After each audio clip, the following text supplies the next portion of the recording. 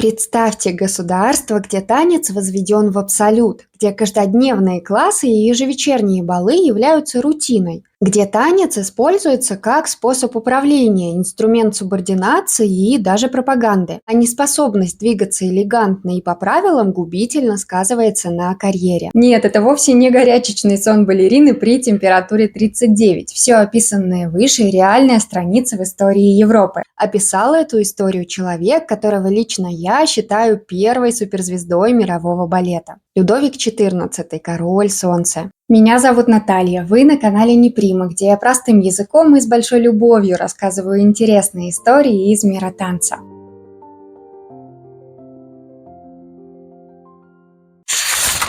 Первый в своей жизни урок танца дофин посетил в возрасте 6 лет.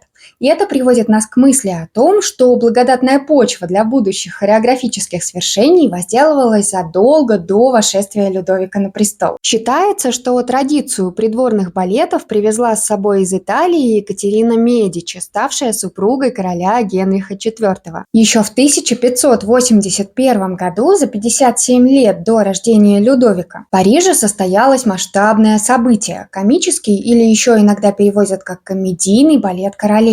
Событие, объединившее драматическое искусство, пантомиму, декламацию, музыку и танец, длилось почти 6 часов. Увидели его 10 тысяч гостей. Монаршие особы принимали участие в постановке наряду со своими придворными и профессиональными артистами. К моменту появления на свет нашего героя Людовика пышные придворные празднества с танцами стали неотъемлемой частью жизни французского королевского двора. Мальчика учили танцевать, чтобы он мог принимать участие в подобных мероприятиях. Однако для Людовика танец превратился в нечто большее. Очевидно, это была любовь.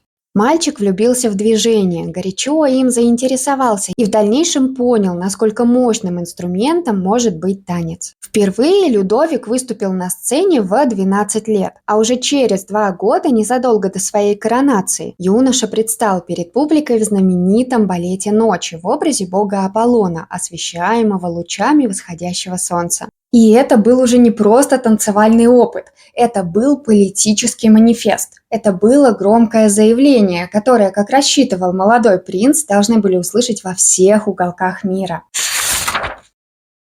Детство Людовика проходило в тревожной атмосфере гражданской войны. Роялисты, сторонники правящей семьи, боролись с фрондерами, недовольными политикой матери Людовика Анны Австрийской и ее фаворита кардинала Мазарини, которые фактически управляли государством при малолетнем принце.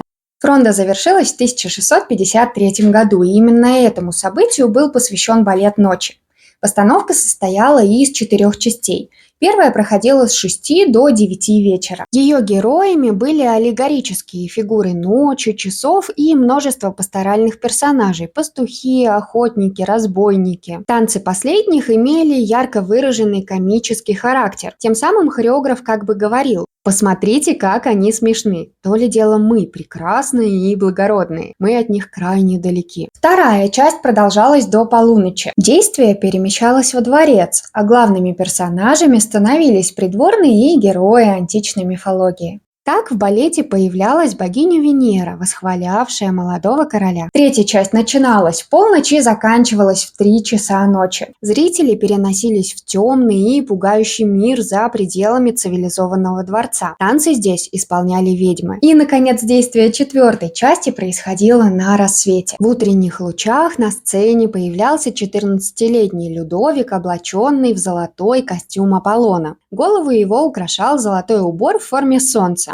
Мы можем предположить, что выглядело все это по-настоящему эффектно, раз весть о придворном спектакле облетела Европу. И раз именно от этого события многие историки отсчитывают путь Людовика как абсолютного монарха. Зачем нужен был балет «Ночи»? Дело ведь не в расточительности и не в желании закатить вечеринку века. Все действо – аллегория, иносказание. Молодой король, прекрасный и могущественный, как Аполлон, спасает страну от тьмы заговоров и кровопролития. Он – неземное создание, его власть божественна и непреложна. Окружающие должны беспрекословно подчиняться. Остальные балеты, поставленные при жизни Людовика, развивали эту мысль, превознося короля и его достоинства. Кстати, занятный факт про достоинства, но физические. Историки пришли к выводу, что король солнца очень гордился своими длинными красивыми ногами. Чувство, в общем-то, каждому балетному понятное, как говорится, 0% осуждения. При любом удобном случае Людовик старался эти самые ноги продемонстрировать, в том числе на парадных портретах. Подражая ему, европейские монархи и аристократы позировали художникам в четвертой позиции, которая стала восприниматься как демонстрация превосходства и благородного происхождения. Важно осознавать, что балеты при дворе Людовика XIV крайне далеки от балетов в современном понимании. В 1665 году в спектакле «Любовь-целительница» комедия приглашает танец и музыку объединиться, чтобы доставить удовольствие величайшему королю мира. Ведущим жанром в этих постановках все же было драматическое искусство, которое в те годы ассоциировалось в первую очередь с именем великого писателя Мольера. Объединившись с амбициозным композитором итальянского происхождения Люли и потомственным танцовщиком Пьером Башаном, дававшим уроки самому королю, Мольер создавал произведения для двора. Друзья, в блоге Неприма я делюсь ссылками на интересные документальные фильмы, видео, статьи, интервью и прочие материалы, связанные с танцем в самых разных его воплощениях. Присоединяйтесь по ссылке в описании.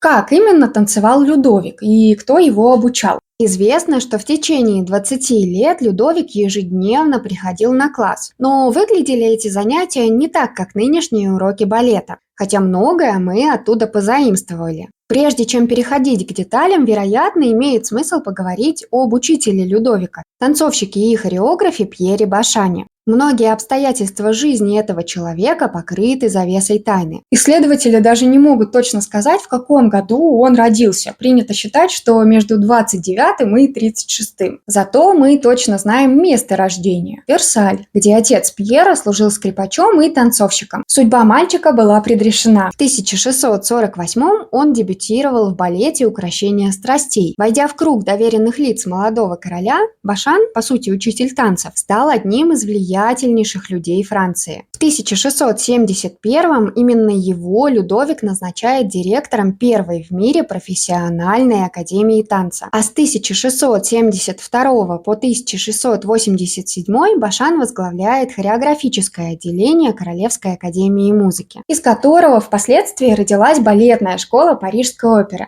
Кстати, именно Людовик подписал указ о бесплатном обучении танцовщиков, действующий и по сей день. Так как же Башан учил Людовика танцевать? Как выглядел этот танец? В основе, как и сейчас, лежал принцип выворотности. Гипотез о происхождении этих позиций множество.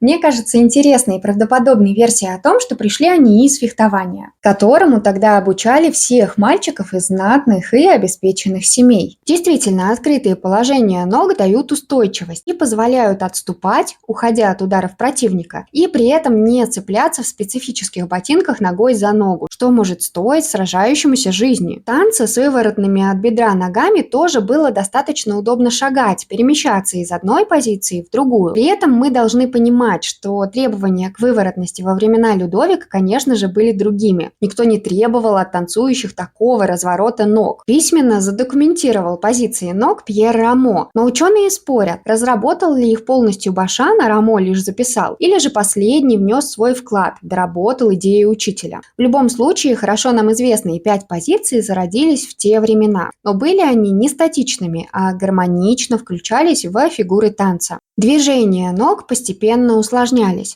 так что разрыв между любителями и профессиональными танцовщиками в какой-то момент стал ощутимым. Мы знаем, что в 17 веке уже существовали вращения, но полуповоротов было больше, чем полных туров. Тогда уже существовали прыжки, заноски и пируэты. Исполнять их поначалу могли только мужчины, что легко объяснить нормами приличия и удобством. С кринолином и множеством юбок особо не попрыгаешь. Руки в танце времен Людовика работали совсем иначе. Если сейчас в классике они включаются полностью, раньше танцевало в основном запястье. Тут опять же не последнюю роль сыграла мода. Длинные тяжелые рукава ограничивали амплитуду движений. При этом жесты должны быть максимально выразительными, потому что лицо танцующего часто скрывала маска. Чтобы хорошо танцевать, приходилось много заниматься, а телесная дисциплина, по мнению Людовика, была одним из инструментов подчинения. Абсолютизм подразумевает главенство короля, выше которого может быть только бог. В руках у такого правителя сосредоточена безграничная власть. Обучение дворян с детских лет танцу, где каждое движение исполняется в соответствии со строгими правилами, где каждый поворот головы и каждый жест контролируется, где у каждого человека есть свое, полагающееся ему по статусу место, имело политический смысл. Помни, кто ты есть. Не высовывайся, делай, что говорят. А главное, никогда не забывай, кто ведущий персонаж в этом балете жизни. Все сюжеты, поднимавшиеся в спектаклях темы, конечно же, пропагандировали идеи абсолютизма, а французские учителя танцев распространяли их по всей Европе. Сейчас умение танцевать может казаться абсолютно бесполезной вещью, но при Людовике неспособность овладеть этим искусством, отсутствие грации были губительны для карьеры. Любой дворянин с амбициями был обязан хорошо танцевать. Если вдруг он был неуклюж, не знал фигур танца, это значило, что карьеру придворного ему не построить. До нас дошли истории о том, как какой-нибудь провинциал попадал в Версаль и вдруг сбивался с ритма поклона или путался в ногах, тем самым ставя крест на своем будущем. А еще он подвергался жестким публичным насмешкам. В 1670-м Людовик последний раз вышел на сцену в постановке «Балет Флоры», протанцевав к этому моменту 75 партий в 26 спектаклях. Огромнейший репертуар. Но смотреть спектакли он продолжал до самой смерти в 1715 году. В то время во Франции сформировалась система подготовки профессиональных танцовщиков. На сцену выходили уже не только мужчины, но и женщины. Так, первой в истории солисткой Парижской оперы стала мадемуазель Ла Фонтен. Ей позволяли не просто танцевать, но даже и ставить собственные антре. Разрушив прежние устои, французская революция в конце XVIII века свергла танец с пьедестала, куда его поместил Людовик XIV. Придворная культура и танцы старого образца оказались ненужными и забытыми, но осколки этой удивительной эпохи продолжают жить в классическом балете. Кажется, это все, чем я хотела с вами сегодня поделиться. Если видео вам понравилось, пожалуйста, не забудьте поставить ему лайк и поделиться ссылкой с друзьями. Спасибо за просмотр и до скорых встреч!